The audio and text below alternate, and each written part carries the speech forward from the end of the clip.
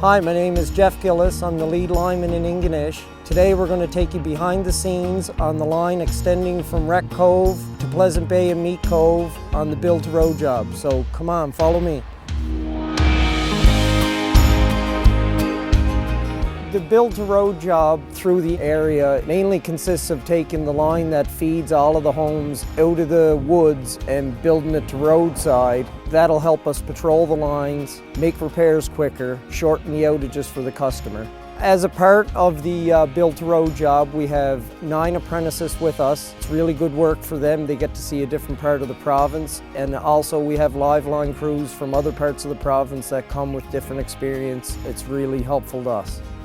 Hope you enjoyed our inside look at how things are done here at Nova Scotia Power. Thanks for joining us.